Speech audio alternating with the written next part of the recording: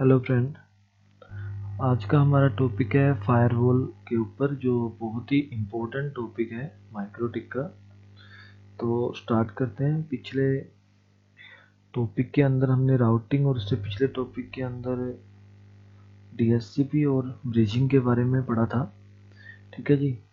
सबसे जो पहला हमारा लेक्चर था उसके अंदर हमने बेसिक फायरवॉल की कॉन्फ़िगरेशन भी देखी थी, जिसके हमने नेट और मास्कुएट पढ़ा था, राइट। तो उसी से रिलेटेड एक टॉपिक है हमारा कनेक्शन ट्रैकिंग एंड स्टेट। ठीक है जी।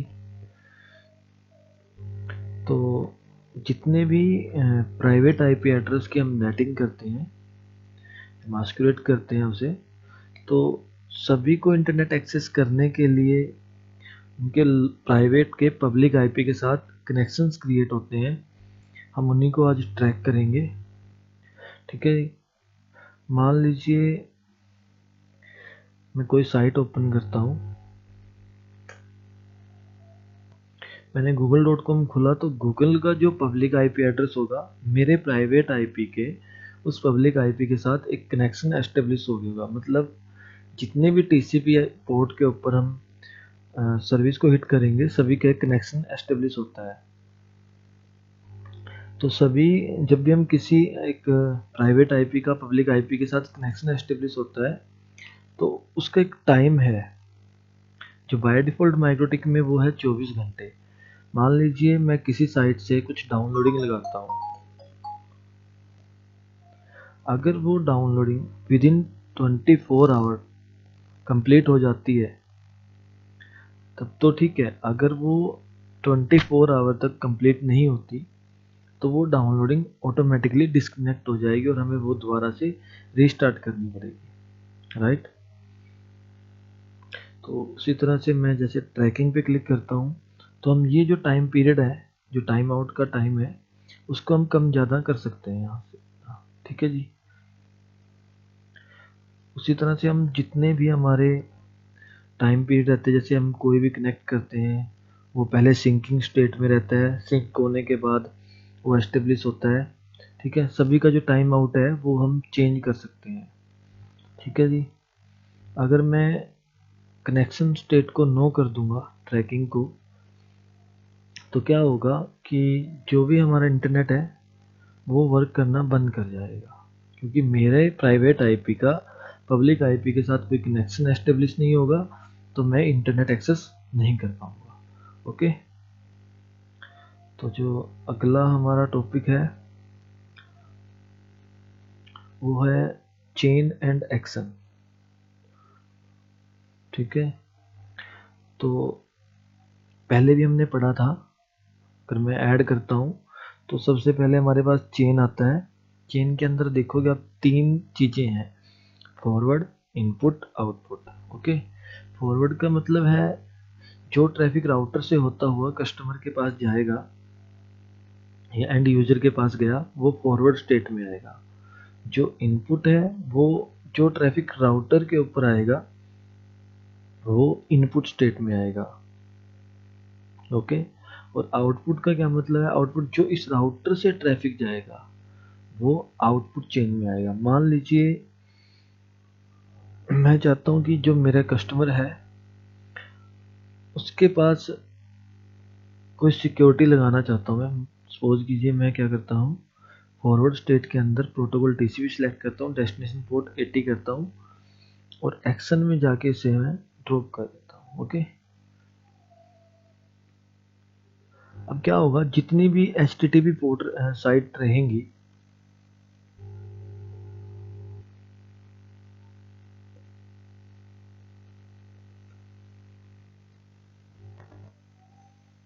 वो काम करना बंद कर देंगे। ओके। और आप देखोगे यहाँ पे जो है कंटेंट ब्लॉक होना स्टार्ट हो गया है। ठीक है। मतलब फॉरवर्ड जो पॉलिसी होगी वो हम एंड यूजर के लिए लगाएंगे, कस्टमर के लिए लगाएंगे। कस्टमर को किसी भी अटैक से सेव करने के लिए हम फॉरवर्ड पॉलिसी लगाएंगे। ओके। अगर मैं इनपुट पॉलिसी लगाता हूँ, अगर मैं सेम पॉलिसी को मैं इनपुट में चेंज कर देता हूँ,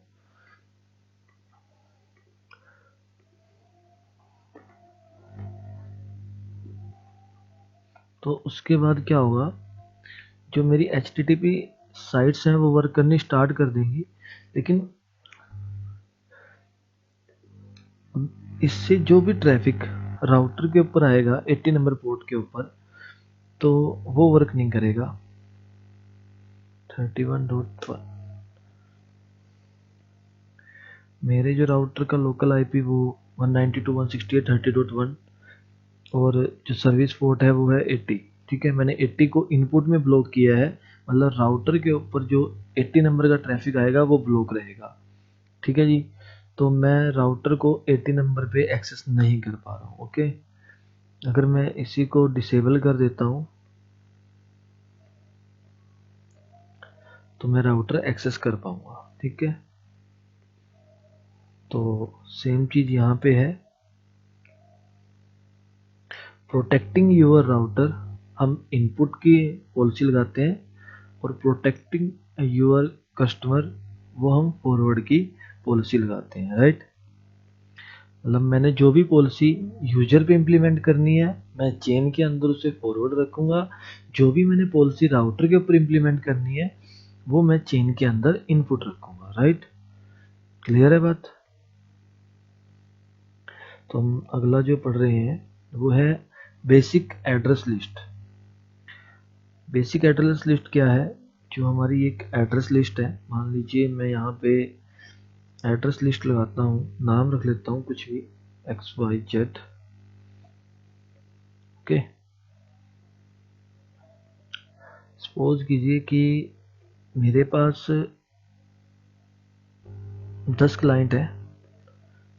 ठीक है, और मैं 10 IP एड्रेस को मास्कुरेट करना चाहता हूँ यहाँ पे।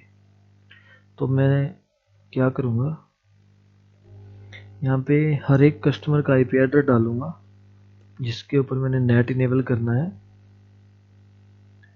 और उसे एक्शन में जाके मास्कुरेट करूँगा। राइट, इसी तरह से नेक्स्ट वन में ऐड करूँगा यहाँ पे,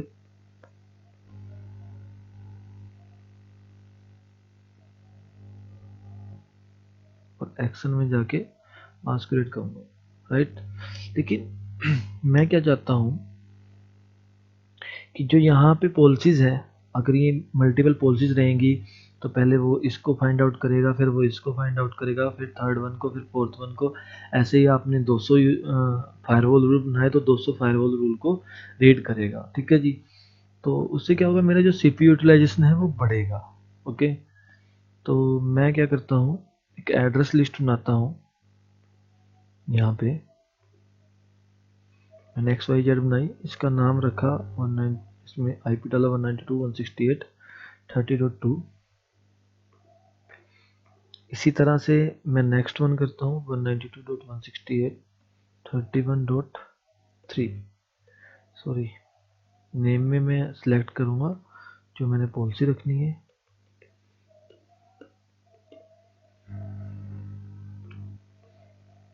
और नेट में आता हूँ, मैं ऐड करता हूँ। एडवांस में मैं सोर्स लिस्ट जो है मेरी वो सिलेक्ट करता हूँ यहाँ पे XYZ, और एक्शन में जो मैं रखना चाहता हूँ मैं इसको मास्कुरेट रखता हूँ और ओके करता हूँ। तो मेरा जो एक ही रूल है वो काम करेगा यहाँ पे मास्कुरेट के लिए, और मैं एड्रेस लिस्ट में जिसको चाहूँ उसको ऐड कर सकता हूँ। राइट, जैसे अभी मेरा जो IP एड्रेस है वो 31.11 है। राइट, और मैं अगर नेट एक्सेस करने की कोशिश करूँ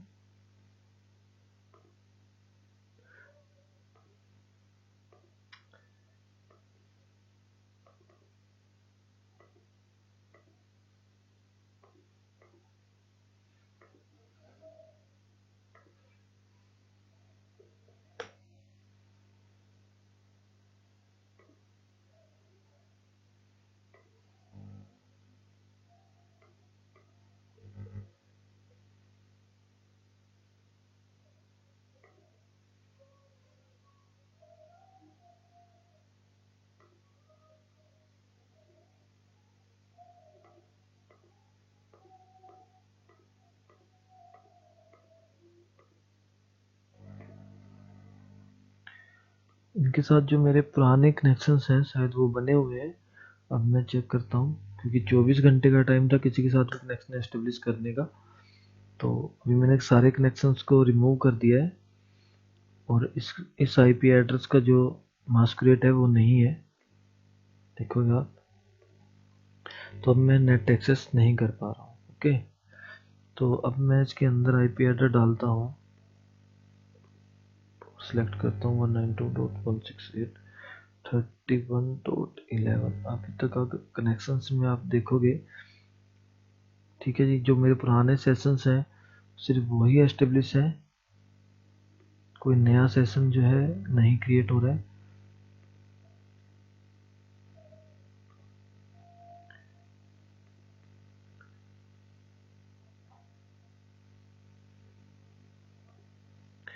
एड्रेस लिस्ट में 31.11 आईपी रखा। तो अब मैं दोबारा हिट करता हूँ,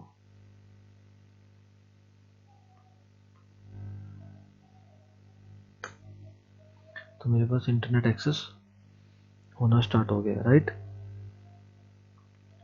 तो ये तो हमारी बेसिक एड्रेस लिस्ट थी। दोबारा फायरवॉल में आ जाते हैं।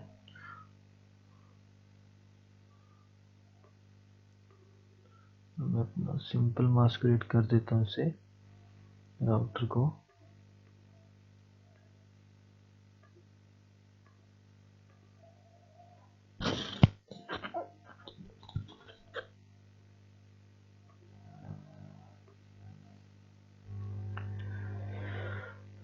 जो हमारा नेक्स्ट जो टॉपिक है वो है सोर्स नेट।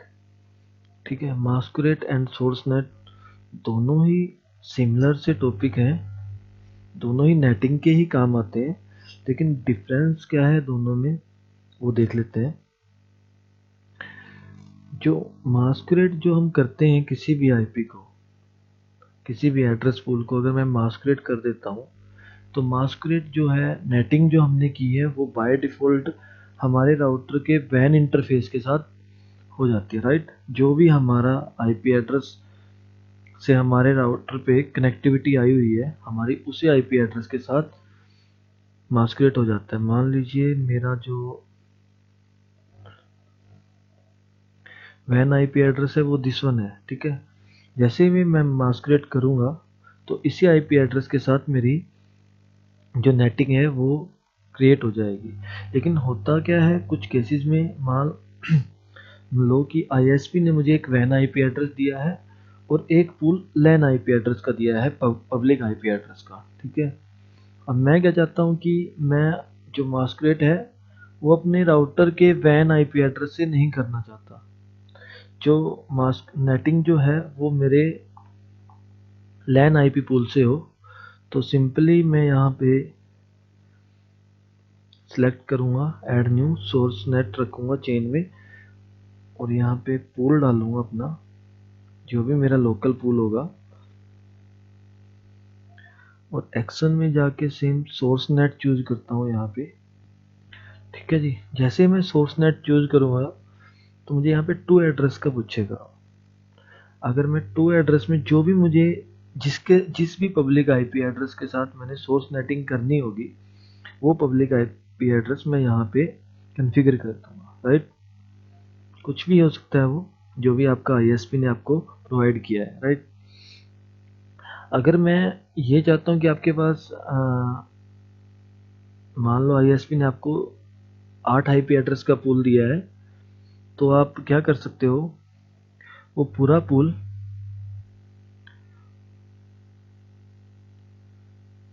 यहाँ पे डाल के और स्लैश में 29 कर सकते हो। मतलब 8 आईपी का पूल है, तो जो भी दिया है XYZ जो भी है आपके आईएसपी ने आपको प्रोवाइड किया है, तो इससे क्या होगा कि जितने भी मेरे कस्टमर्स हैं उन सब की जो रिक्वेस्ट है वो डिवाइड हो जाएगी, कुछ की किस आईपी एड्रेस से जाएगी, कुछ की किससे, क्योंकि आपके पास 8 आईपी एड्रेस का पब्लिक पूल है। तो इन आईपी एड्रेस 8 आईपी एड्रेस के साथ रैंडमली आपकी जो नेटिंग है वो डिवाइड हो जाएगी।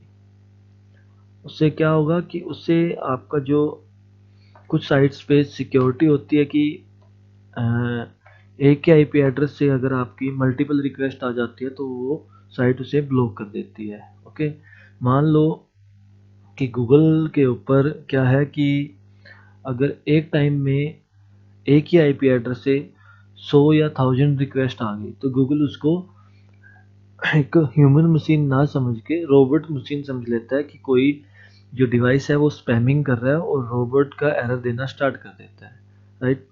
तो मैंने क्या किया, मान लो मुझे मेरे आईएसपी ने 8 पब्लिक आईपी एड्रेस का पूल दिया था, और मैंने उसे सोर्स नेट करके यहाँ पे डाल दिया पूरे आईपी पूल को। तो अब क्या होगा कि मान लो मेरे 200 क्लाइंट्स हैं, तो उनमें से कुछ क्लाइंट्स किसी पब्लिक आईपी एड्रेस के साथ रिक्वेस्ट को बाहर भेजेंगे, कुछ किसी से, कुछ किसी से। तो इस तरह से जो मेरा ट्रैफिक है वो डिवाइड हो जाएगा हर पब्लिक आईपी वाइज, ठीक है जी। तो एक ही आईपी एड्रेस से मल्टीपल ट्रैफिक जो है वो बाहर नहीं जाएगा, और जो दूसरी वेबसाइट्स हैं वो हमारे तरफ से जो ट्रैफिक आ रहा है उसे स्पैमिंग में नहीं काउंट करेंगे, ओके। तो इसलिए हम सोर्स नेटिंग जो है वो यूज करते हैं। तो जो है नेक्स्ट जो है वो है destination net and redirection action, okay. Destination जो नेट है वो एक तरीके से हमारी जो है पोर्ट फॉरवर्डिंग है। पोर्ट फॉरवर्डिंग कैसे कि मैं नेट के अंदर ऐड करता हूँ, जो हमारी चेन है उसको डेस्टिनेशन नेट रखता हूँ, राइट। जिस पब्लिक आईपी एड्रेस के साथ आपको अपना private IP address net port forwarding करनी है, यहाँ पे आप अपना पब्लिक आईपी एड्रेस सेलेक्ट करोगे, जो भी आपका है, ठीक है, XYZ कुछ भी जो भी है। अगर तो आपको पता है कि मुझे कौन सा स्पेसिफाई पोर्ट जो है वो फॉरवर्ड करना है, तो आप यहाँ पे सिलेक्ट करोगे, डेस्टिनेशन पोर्ट डालोगे। सपोज करो आप 80 को सिलेक्ट करना चाहते हो, और एक्शन में जाके भी डेस्टिनेशन नेट रखोगे, और यहाँ पे आप डाल दोगे जो भी आपका लोकल आईपी एड्रेस है, ठीक है, और पोर्ट नंबर। ये तो हुआ कि हमने पोर्ट फॉरवर्डिंग कर दी, राइट। अगर हम चाहते हैं कि जितना भी ट्रैफिक मेरे पब्लिक आईपी एड्रेस पे आए वो सिंपल का सिंपल फॉरवर्ड हो जाए मेरे प्राइवेट आईपी एड्रेस पे, जो मैं यहाँ पे कॉन्फ़िगर करूँगा। तो सिंपल आप लोगों ने देखा भी होगा कि हम जब कोई सिंपल राउटर कॉन्फ़िगर करते हैं वाईफाई का, उसके अंदर एक DMZ का ऑप्शन होता है, तो उसी तरह से वर्क करेगा ये। मैंने यहाँ से प्रोटोकॉल हटा दिया, कोई भी एनी प्रोटोकॉल एनी पोर्ट, और एक्शन में जाए हम इस आईपी एड्रेस पे डेस्टिनेशन हो जाए, और किसी भी पोर्ट पे, मतलब पीछे से किसी भी आईपी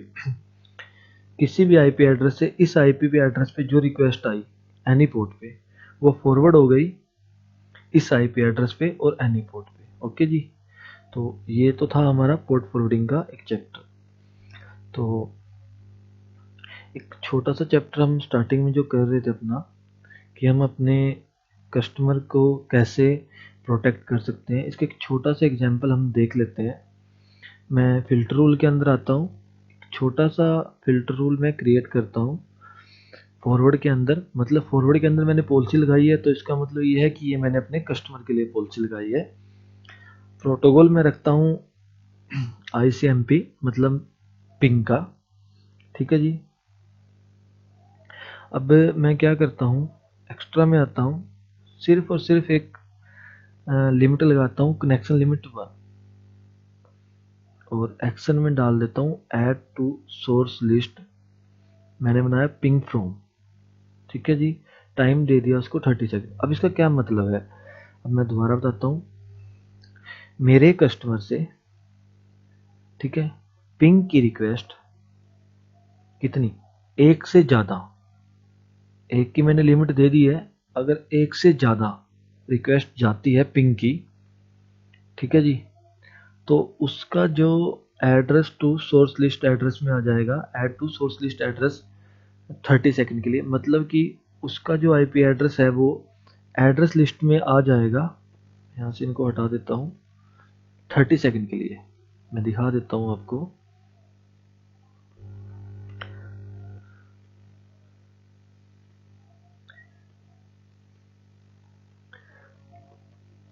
ठीक है जी, अभी जो रिक्वेस्ट लगी है ऐड टू सोर्स एड्रेस के लिए लगी है कि जिस मेरे कस्टमर ने, मतलब मेरे लोकल कस्टमर ने अगर एक से ज़्यादा बाहर रिप्लाई की रिक्वेस्ट भेजी, क्योंकि मैंने यहाँ पे एक ही सिलेक्ट किया हुआ है, आप जितने मर्जी कर सकते हैं, 32 मतलब सिंगल आईपी का, यहाँ आपकी मर्जी है, आप जितने मर्जी कर सकते हैं। मैंने एक इसलिए दिया ताकि मैं आपको इजीली एग्जांपल दिखा सकूं। ठीक है जी। अगर मैं इसमें एक रूल और बनाता हूँ, फॉरवर्ड का ही रूल है, मतलब कस्टमर के लिए रूल है, आईसीएमपी का ही रूल है, ठीक है, और कनेक्शन भी वन है, और एक्शन में मैंने सिलेक्ट कर दिया simple add to destination list, मतलब जिस आईपी एड्रेस को मैं पिंग करूंगा। पिछले वाले में क्या था, जिससे पिंग आया, और अब मैं जिसको पिंग करूंगा, राइट, पिंग टू। ओके, ये भी मैंने 30 सेकंड के लिए डाल दिया है। अब मैंने दो दो रूल बनाए हैं। एक रूल तो ये है कि मेरा जो कस्टमर एक से ज़्यादा बार पिंग करता है वो एड्रेस लिस्ट में आ जाए 30 सेकंड के लिए। दूसरा रूल बनाया है मैंने, जिस आईपी एड्रेस को वो पिंग करता है वो भी एड्रेस लिस्ट में आ जाए 30 सेकंड के लिए, राइट। अब मैं पिंग लगाता हूँ। पहला पिंग मैंने लगाया 8.8.8, राइट। मुझे एक पिंग अलाउ था, मेरा जो आईपी एड्रेस था वो है 31.11। मुझे एक पिंग अलाउ है, तो अभी तक मैं एड्रेस लिस्ट में नहीं आया हूँ, क्योंकि मुझे एक पिंग तो अलाउ है। अब मैं सेकंड पिंग लगाता हूँ, पिंग डॉट 1.1.1, राइट। और एक पिंग और लगा लेता हूँ मैं, पिंग 8.8.4.4। ओके, मैंने तीनों डीएनएस को अलग अलग पिंग लगा लिए है। मुझे जो अलाउ था वो एक पिंग था, लेकिन मैंने तीन पिंग लगा लिए हैं। तो आप देखोगे किसने पिंग किया, 192.168.31.11 ने, और किस किस को पिंग किया है, 111.888.8844, और ये 30 सेकंड के लिए यहाँ पे आ गए हैं। 30 सेकंड के बाद ये ऑटोमेटिकली यहाँ से चले जाएंगे। ओके, इसी तरह से आप जिस जिस भी सर्विस को चाहें उसको उतने अमाउंट में सिलेक्ट करके यहाँ पे चूज करके, मान लो सिंगल आईपी एड्रेस ने कनेक्शन लिमिट एक लगाई एक नेटवर्क के ऊपर, और यहाँ पे लिमिट लगा दी कितना ट्रैफिक वो भेज सकता है, और वो एड्रेस लिस्ट में आ जाए। ठीक है जी। अभी सिर्फ हमने सिर्फ मॉनिटर किया है कि किसी ने किसको क्या भेजा।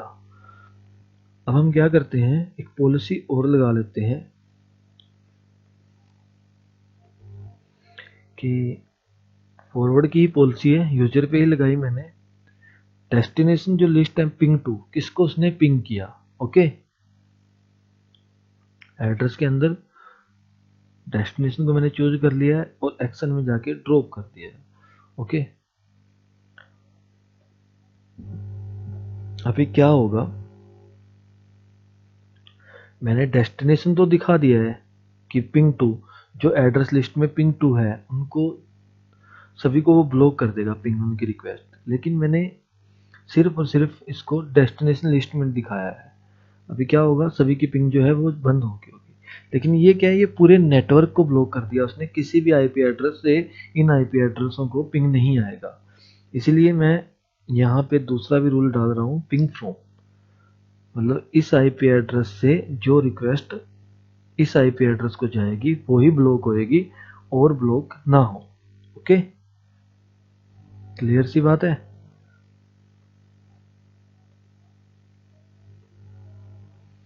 जैसे ही 30 सेकंड कंप्लीट हो जाएंगे वो रिक्वेस्ट आनी स्टार्ट हो जाएगी, लेकिन क्या है कि मैंने 3 से ज़्यादा रिप्लाई लगा रखे हैं तो वो कंप्लीट ही नहीं होंगे और वो 30 सेकंड के लिए दोबारा आ जाएंगे। कि जैसे ही 30 सेकंड कंप्लीट हो जाएंगे तो ये पिंग जो रिक्वेस्ट है वो दोबारा आनी स्टार्ट हो जाएगी। ओके,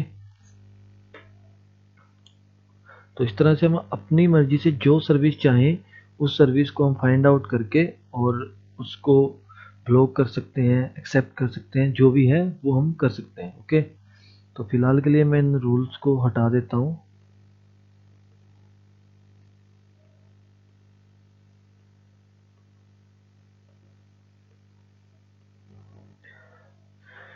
जो हमारा नेक्स्ट और लास्ट टॉपिक है वो है फास्ट ट्रैक। बेसिक सा फास्ट ट्रैक है क्या, सपोज कीजिए मेरा जो कस्टमर है, या मैं इसी सिस्टम को ले लेता हूँ। मेरा जो आईपी एड्रेस 192.168.31.11 है। अगर मैं कोई भी साइट ओपन करता हूँ, XYZ, गूगल है और जो भी साइट्स हैं मैं एक्सेस कर रहा हूँ, तो वो पहले मेरे राउटर के ऊपर आ रही है और उसके बाद सारा प्रोसेस फॉलो कर रही हैं, सिंक हो रही हैं, कनेक्शन एस्टेब्लिश हो रहा है, ठीक है जी। वो सारा प्रोसेस जो है वो फॉलो करने के बाद मेरी रिक्वेस्ट जो है वो बाहर जा रही है। लेकिन मैं क्या करता हूँ, ऐड करता हूँ, सोर्स आईपी एड्रेस में डालता हूँ 192.168.31.11, एक्शन में आता हूँ और इसको डाल देता हूँ फास्ट ट्रैक कनेक्शन पे।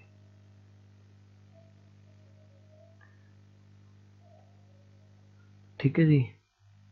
अब मैंने एक रूल बनाया और एक ये डमी रूल जो है वो ऑटोमेटिकली क्रिएट हो गया है। ओके, अब क्या होगा,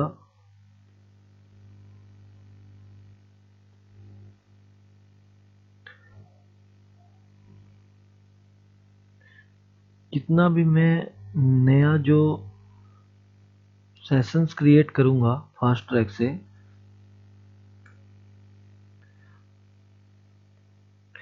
वो क्या करेंगे, वो उन सभी जो एस्टेब्लिश से पहले के जो प्रोसेस हैं उन सबको छोड़ देंगे।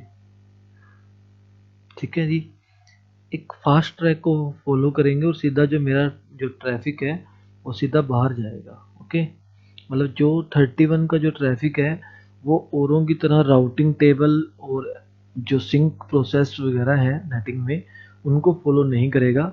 वो ट्रैफिक मेरा सीधा बाहर जाएगा राउटर से। ओके जी, ठीक है जी। आज के लिए अभी इतना ही, हम नेक्स्ट चैप्टर में और देखेंगे माइक्रोटिक राउटर